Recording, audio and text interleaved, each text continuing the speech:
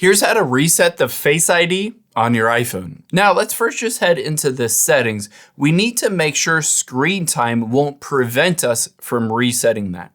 So let's first just check on screen time, scroll down, tap on screen time, and then content and privacy restrictions. Now within here, you'll be able to see if I scroll down, it might be set to allow changes, passcode and Face ID. It might be set to don't allow.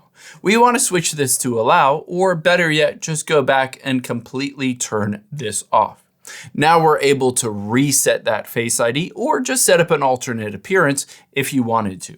I'll show you both. Let's just go back to the very beginning, go to Face ID and passcode, and then enter in the passcode to unlock your iPhone. Now keep in mind, there are two options. One is you can delete out the current Face ID and set up a new one, or the other option is you can just set up an alternate appearance. Essentially, that means you will still have the old one and you can also have the new one. This works well if you have a beard sometimes and don't have a beard sometimes, stuff like that. So let's scroll down and let's say we just want to reset it. We can tap on reset and then just hit set up Face ID and we'll go through the process. I'll show you how it works.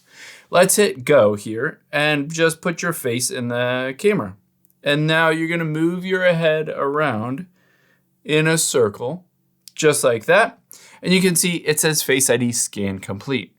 You can choose to do this with a mask if you wanted to, but I'm just gonna hit setup later.